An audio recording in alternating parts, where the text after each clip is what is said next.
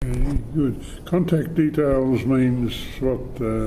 Emails or Preferred phones or... contact details, I think. So, okay, so interview with Ray Debus on the 6th of December 2012. So contact details, I have your email and phone number.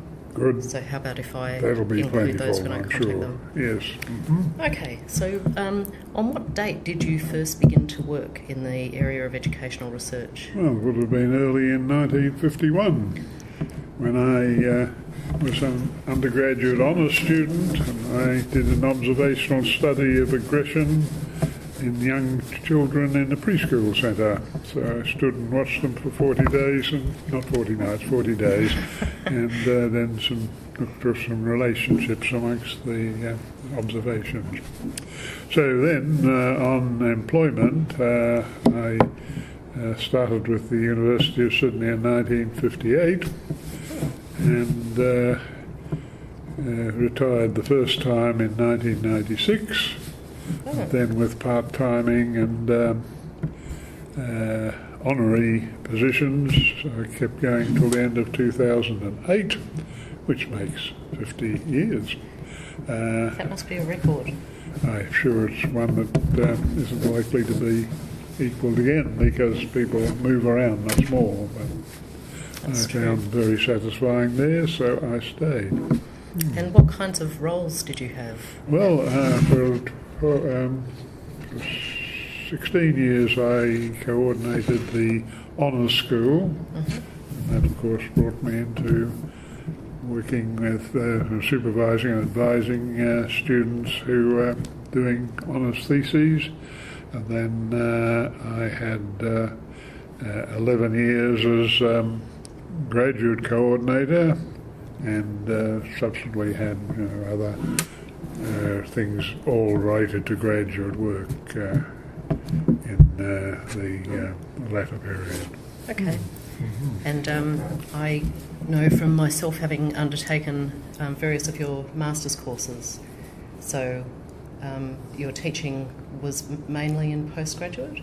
Yes. Once from perhaps the 1980s onwards, it was virtually all postgraduate, yes. Now, a few lectures here and there in undergraduate, but...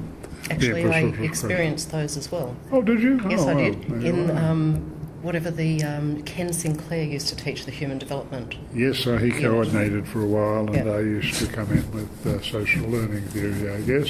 I remember your lecture was about peer relationships. Oh, yes, right. Cross-sex and same-sex encouragement. Yes, well, that was interested you. Yep, yes, it did, indeed. Yes, oh, good, fine, yes. There's some good little studies done even at that time. Lamb, you talked about. Eh? Lamb. Ah, yes, right, okay. There was always a study, that looked at those aspects and showed that if all the others were of one gender, then it was easier for them to be a little variant from stereotype. Good. So it says, how does your membership of AARE, but I guess does your membership of AARE relate to your educational research work? Well, the membership that you share and the interactions at conferences provide a stimulus. Obviously, from what I've said, I was involved in training and supervision of first undergraduate and then postgraduate researchers, so there were always aspects and topics and areas of research that one became aware of and aware of colleagues' studies in those areas. So there was a little bit of impact there, but that I think probably sums it up, that I was involved with students working towards research, and that was some stimulus there from... So primarily the conference? The conference was always the major thing about AARE. It well, deliberately they focused on that because there was issues at the time of establishment whether they might, the AARE might impair the Institutes for Educational Research, which were localised state ones. So they put the emphasis, and I think the models they were using too, like the American Educational Research Association, main emphasis is on the annual conference, and it's one of the ones where I think in the American scene more than 50% of members get to it, and I think that's probably happening with theirs too. So it's a central and significant aspect, and was even more so in the early days. Now there are various other things as well, but yes, the annual conference was the big thing, especially in the earliest years. Okay. Okay. And why did you become involved with educational research? Well, in the I first was place? in a program, an honours program that required research and thesis, so that was how I got into it. And so I, in consultation, decided on this project at the preschool area and looked at interactions and observations, and that was my first involvement, and it gave me some experience of observational methods in research as well. Did you do the honours program in order to pursue a research trajectory? Oh, I don't think at the beginning of 1951 I had that clearly in view, but it was something that was part of the program that made sense and was interesting to do, and it probably led me on to overseas study and doctoral study, more research, and then research subsequently. Though research in these days of the 1950s and 60s was a much smaller aspect. There weren't large programmatic sequences of research like your fit choice or Herb's self-concept or Mary Ainley's interests. People would do small bits of research on the side, and so it was somewhat different at that stage in terms of the total research enterprise within Australia. That's interesting. Is it it's just a small diversion from the question. Is it because the academics' job was different, or is it because there were fewer funding resources and opportunities? There was very little to funding, and though when we come to talk about the establishment of AARE, it was a time when funding started to be available through the AACRDE, which became ERDC for 10 or 12 years or so, and that was quite important. There are now going to be clear support. Now, there wasn't the expectation of the level of involvement for an academic in research that there is today.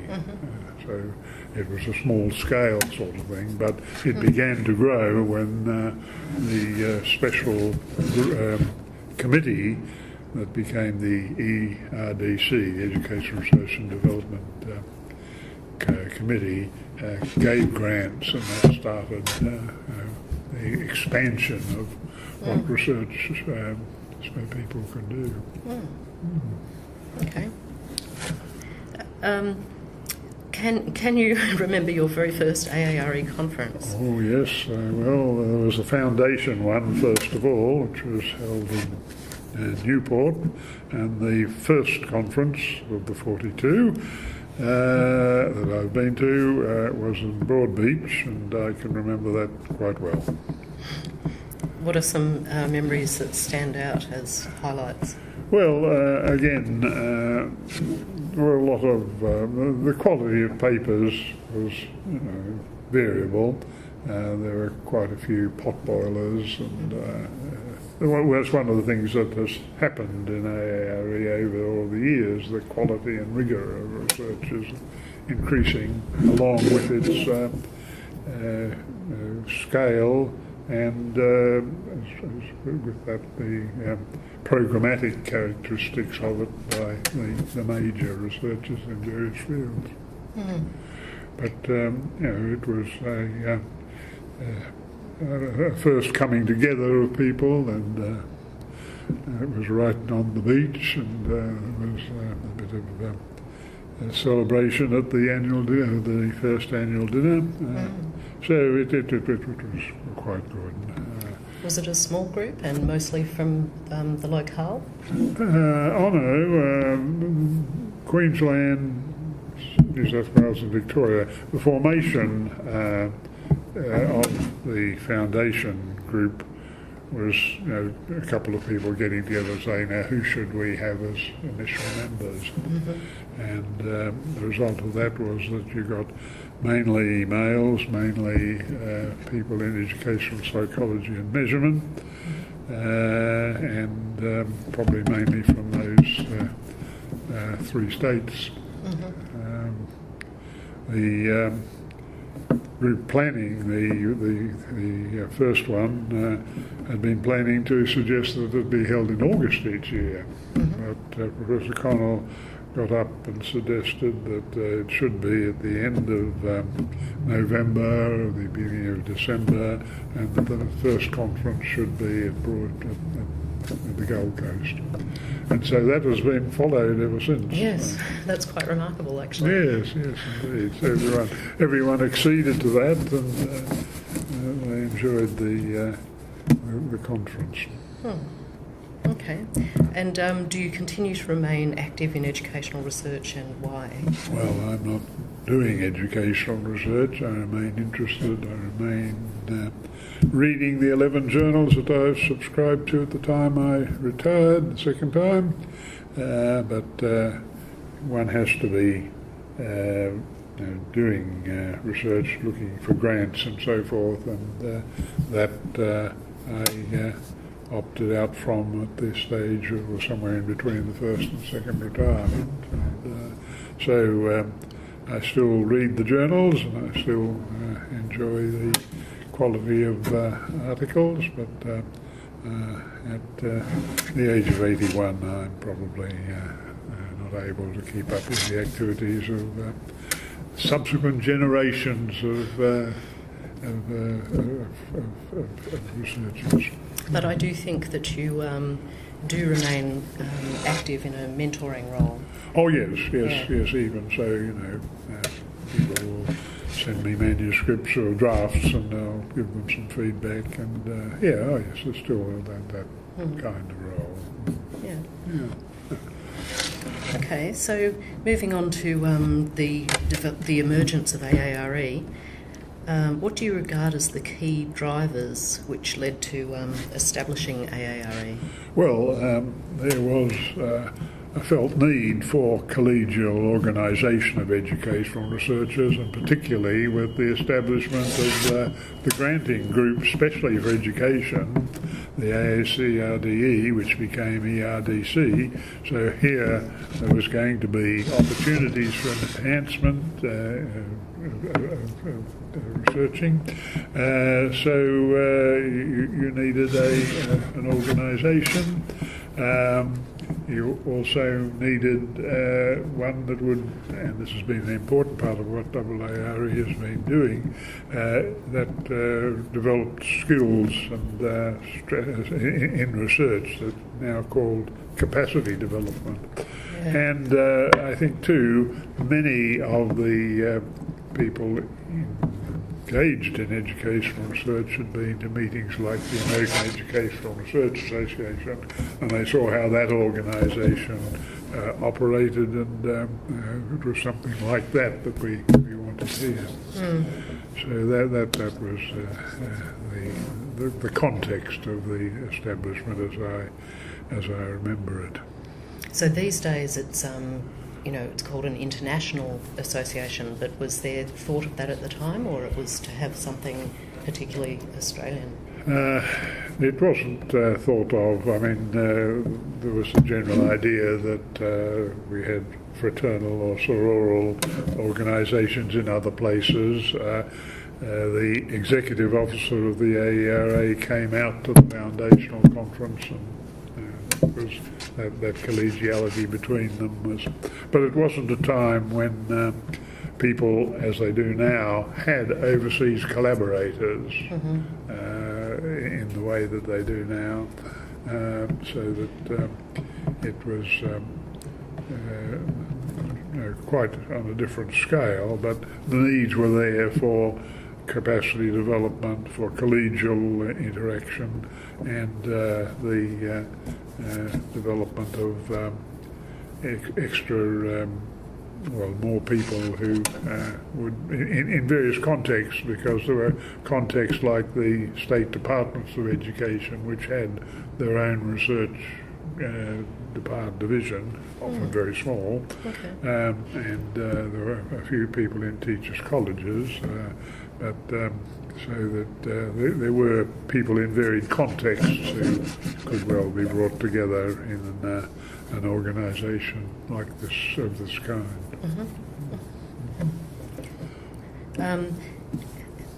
Have these changed? I guess that means the reasons why AARE continues to exist over the past 40 years. Well, I mean, collegiality, capacity development, all of these aspects are, and of course things come in like the need for a code of ethics, and that was developed. I mean, some of these features have maintained or have maintained their relevance over that time. And do you think additional Oh drivers have yes, emerged? yes. I think well, there's more interest in research. You get groups working with departments of education or collegial or joint operations, and that didn't happen in the early days. So there are those new features, and you get that reflected in the current membership, which derives from quite a range of locations and sources. The student body presence, which is kind of a feature these days with the pre-conference workshops and things like that, was that something right from the outset? No, not from the outset, because the way it was formulated brought in relatively in the first few years, and this adjusted itself after a few years, brought in almost exclusively males, almost exclusively people who were in other organisations like the Australian branch of the British Psychological Society. Okay. So that there was the feeling that you had to have certain qualifications to be suitable for membership. And indeed, in the first 2 or 3 years, one had the impression that people who had battled some of these things out in the Australian branch of the British Psychological Society were replaying those battles in the AARE, so that you had then a male group, a more advanced group in terms of their qualifications, and a fair degree of limitation of the research areas that were salient. Now, those adjusted themselves over about 6 or 7 years. Female numbers increased. And at the time of the disestablishment of the ERDC, because that was a special granting authority for education, and it was axed by the Razor Gang in 1981 to 82. So it was a period that hasn't been equalled since in terms of special granting for education researchers. The ALTC, which was Carrick, which became OLT, is that kind of a parallel or not really? No, I'm not clear enough on that to be sure. I think they're primarily for practical research, so it might be to do with improvement of teaching and things, yes. I think. Well, that of course raises some issues about the focus of education research. And one of the issues, and this might be getting onto a question you're going to ask shortly, was should you have priorities for research? Should people get together and say 1, 2, 3, 4, 5, these are the priorities for research, people should be doing that? Or do you say research interests of individual researchers is what should be determining educational research without necessarily seeing, and that was quite a matter of debate at that sort of stage. Interesting. Yes, indeed. Radford particularly, as one of the initiators of the association, as he had been for the Australian College of Education, was of the persuasion that you should have priorities. But universities, of course, are much more likely to say, no, follow the interests of the researchers, and the expectation would be that a lot of those would lead into things that had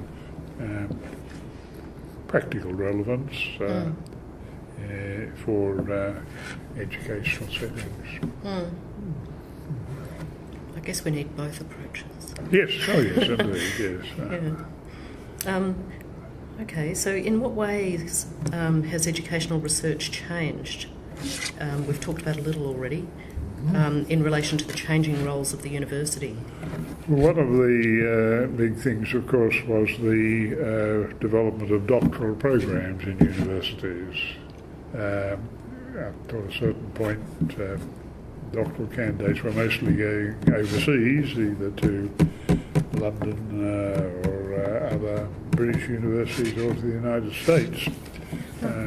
So that at the stage I was looking for doctoral, ready to go for doctoral work, there wasn't any opportunity in education here. It was a matter of going either to Britain or the United States.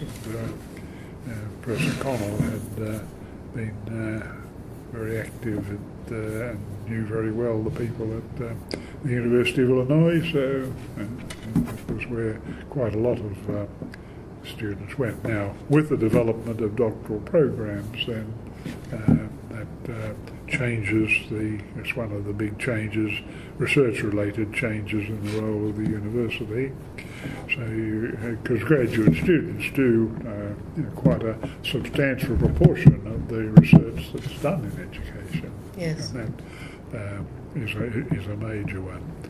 Another one was the amalgamations of CAEs into universities. Now that produced another group of people who hadn't had research training and weren't expected to be doing research, and that of course was important for the development and further extension of capacity building and research training. So the organisation has had someone with that as their role, usually for a 2 or 3 year period, and that reflected or it got a further impetus at the stage of amalgamation, when now staff members who'd been in CIEs, being in universities, were beginning to be expected to be doing research, so they needed upskilling. Did many or most of them have PhDs themselves? Many of the people in The CIEs, I'm not sure of the proportions, but it wouldn't have been high. There would have been some, certainly, who'd got their doctoral study overseas or got it in another field. No, that wasn't typical. They were typically people who'd had lots of good experience in the school setting who were brought then into the teacher education field. Yeah, I think it's interesting these days how it seems that all academics are expected to be equally competent in the areas of teaching and research and supervision and administration. Was it the case then that, or could people specialise in being more of a researcher versus more of a teacher, for example? Well, that did happen, and those who showed aptitude for research were given opportunities to spend more of their time in that. And others then had a larger role just of teaching and supervision of practice and that type of aspect. Okay. All right. So when in the establishment of AARE, who were the key people, both when you first joined, which was at the start, and later on? So who were the key people to begin with? The key people to begin with were Dr. William Radford, who in his modesty declined to be the first president, but he was very active in it. George Bradshaw of Melbourne University facilitated things by getting together this group of people, not a list of names of people who might be invited to the foundation one. Hugh Philp was the foundation, the first president, so they were all active, and Philp's group, including Dr. Michael Duncan and several other Macquarie people, were the ones who were responsible for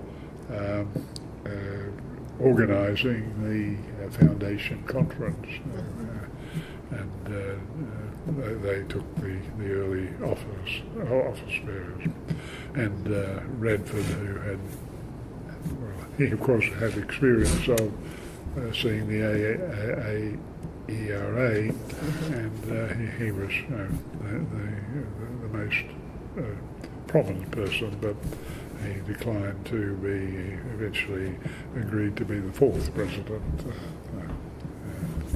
Very modest about it. Who were some key people who mightn't have been there right from the start? Well, a range of presidents who came in, or active people like, well, Ralph Stratton would be an example, who wasn't at the foundation conference but had returned from his doctoral studies and was at the, and he had a period as secretary, and then made valuable contributions. I think the successive presidents are the ones who have had their role. Now, not all fields have had their active researchers become office bearers. Probably it's the sociologists who have had a higher proportion of occupancies of the presidency, and that probably reflects their more broad interest in social policy. Yeah. Has that been an enduring emphasis? Yes, I think that's continued. Now, it wasn't strong at first, and of course once the organisation got going, sociologists came in, people with curriculum interests came in. Again, it was a matter of whether they preferred to stay in their associated, the organisations associated with their particular area of study, like mathematics or whatever, social studies, but they came in and broadened it. Concerns in studies of class and gender became much more salient, and then the next emphasis that came with that was on qualitative studies, and having been set up, and in the early years it was the quantitative researchers who were predominant. The qualitative emphasis came out over a period of years. People like Stephen Kemmis were active in relation to that. Yes. And then there's been the further broadening of the range of studies, range of issues, the range of methodologies over time. Yes. Just in the years that I've been coming, 1994 was my first conference, and there was a strong kind of ed psych presence at that time. And then, so people like, there were lots of people from ACER, there were people from the department, and then that sort of dropped off, which was actually part of the impetus for the Motivation SIG. Yes. And so it seems like some people are coming back, which is good. Yes. Oh, yes. I think the representation of fields is now well balanced, and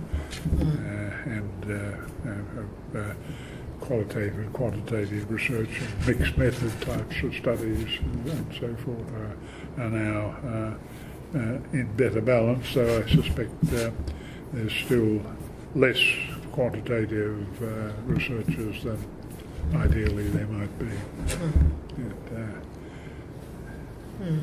It probably reflects the population, though, in Australia of education researchers at this point in time. Yes, I think that's true. Yeah. Okay, so the influential people in AARE, in what way were they influential in your work as a researcher? Well, probably not very much, because in my own work, you're sort of looking to your field, your discipline as the source, rather than the successive presidents have each been leading response to issues of the time, and some of them have been quite prominent. Bob Lingard, Peter Renshaw had a long period as secretary and then as president. But it probably the sociologists most likely to come forward to, because of their interest in more general social issues, to provide leadership as presidents. And of course, they initially had just 1 year as president, but they'd had a year probably before that as a incoming vice president, and before that again as a general member of the executive. So they were sort of, although they only had 1 year as president, and the emphasis was giving a wider range of people the opportunity to be president, they had quite a good lead-in period, and then they had a year after their presidency when they were immediate past president and were still influential, and had a relationship that they could provide assistance to the incoming president in issues that might be important. Good idea. Yes, indeed. Succession is very important. Yes. In the field, internationally and internationally, I think nationally and internationally, who do you regard as significant figures? Well, in my own field, you'd have to find people like Herb Marsh, Mary Ainley, increasingly Andrew Martin's getting that sort of recognition. But nationally, across other fields, people like Bob Lingard certainly has a substantial recognition, and each subfield is likely to have people who they regard that way. And how have people such as these influenced AARE? Well, they've confronted issues that arise at a particular time, and led discussion of them. Often it led to submissions being made to committees that were considering broader issues. So they were responding to the issues of the time, and their contributions related to the leadership that they gave in responding to those issues, whether or not the proposals they made were subsequently followed up. There's usually some issues over a 2 or 3 year period that they would have been leading discussion within the executive, and then it might well result in a report or a submission to a committee. Okay.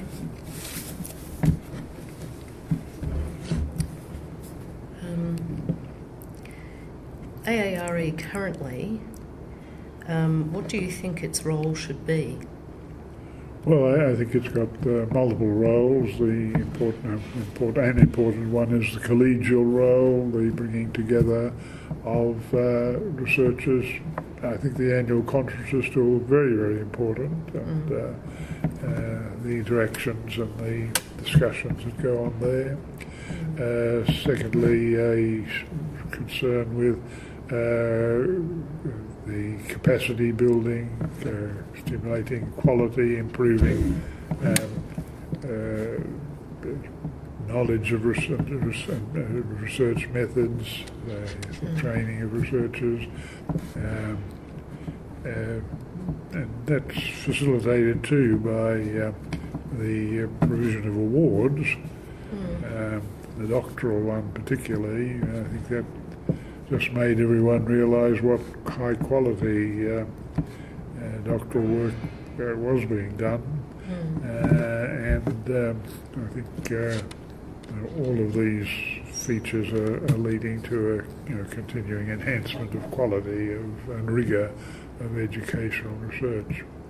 The organisation has to, as a further role, contribute to discussions of research policy and more broadly of educational policy.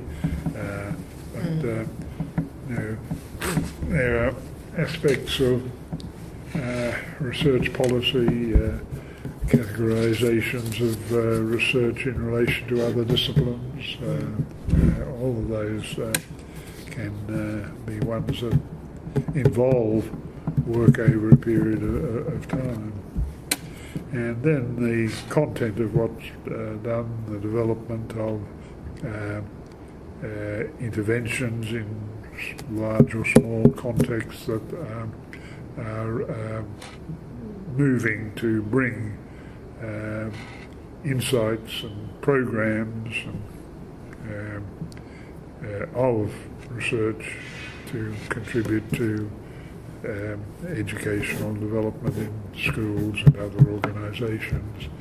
So it used to be called dissemination, but there are some who focus on, say, disadvantaged learners and try to work out, as one of the papers earlier today did, ways of influencing commitment and perceptions of the relevance of school to disadvantaged learners, so that the movement from research into practice is continuing and important. And of course, studies affect or have potential effects or influences on policy. Studies like your Fit Choice one, for example, have implications for selection, training and retention of teachers, so that those aspects need to be well recognised as well. So conceptually and directly through actual programs, then there is this input into the educational practice. Yeah. So the question was, what should the role be? Do you think that all those aspects are things which are currently roles which AARE is working to address? Yes, I think that's true. They are, and they need to be. There's probably most members of the association would have those concepts in mind, though they might emphasise some of them more or less than others. Do you think that there is a shared understanding of the role of AARE among educational researchers, and why or why not? Well, I think those four roles, with different emphases, perhaps with different people, I think they're pretty widespread in recognising the role of the organisation. Yeah. Okay.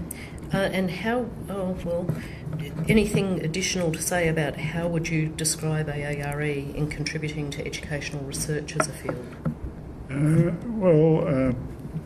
There's a lot of issues that have been taken up in presidential addresses. There's been a widening of research, of the range of research issues and methodologies. I think the capacity development again is enhancing educational research all the time, so that the quality of research moves forward.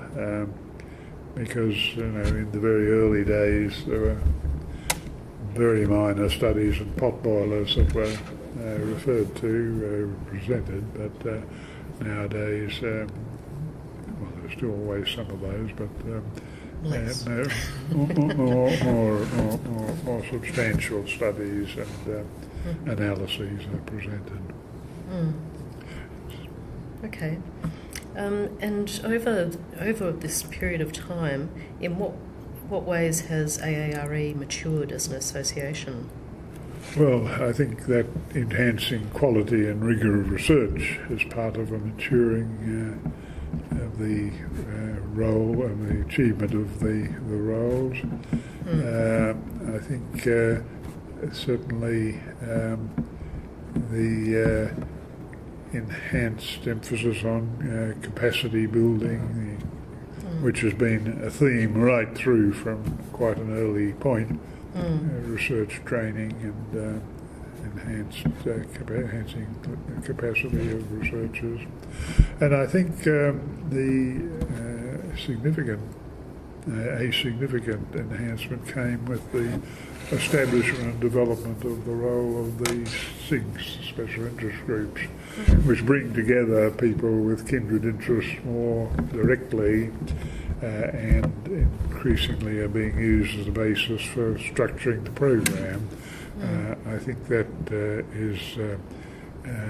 increasing role of the SIGs is quite an important aspect. I suppose it does mean that people move towards the sessions that relate closer to their interests and interact with people who have kindred interests, and they perhaps less frequently now than in past times go to sessions that are sort of outside their interests.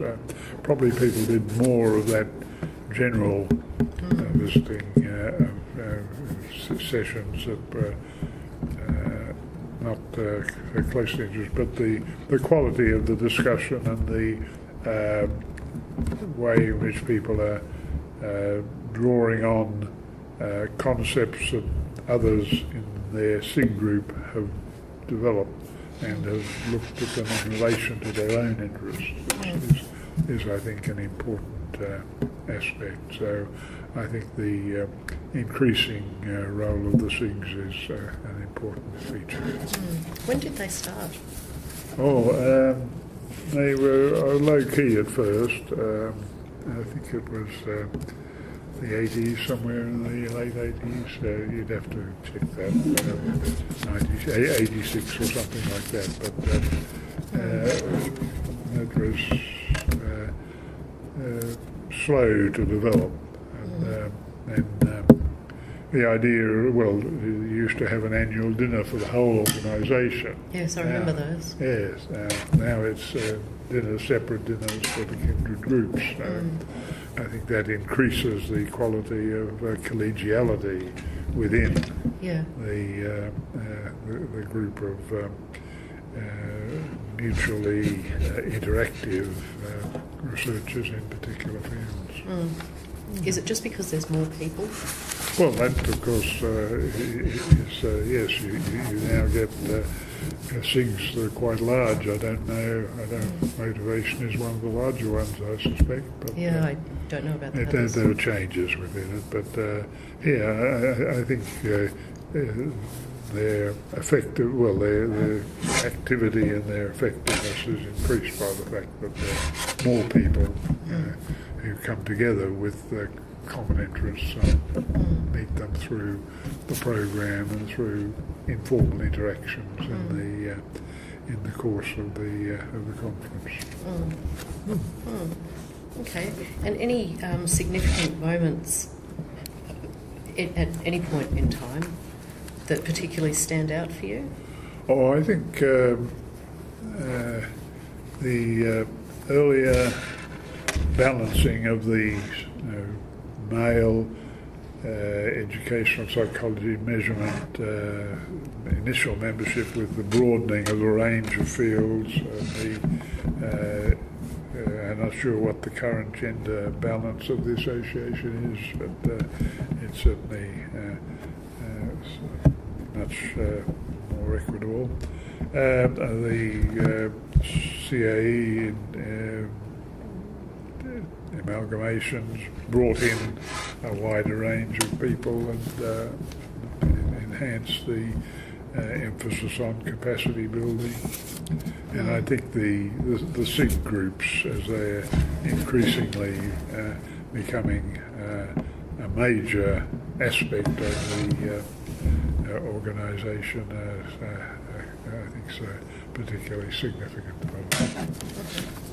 Okay, well, thank you. And anything else that you'd like to add in relation to anything that we talked about? No, I think most of the things have come up in relation. Sometimes they've come up in relation to different questions from the context, but yeah, they all got there. Yes.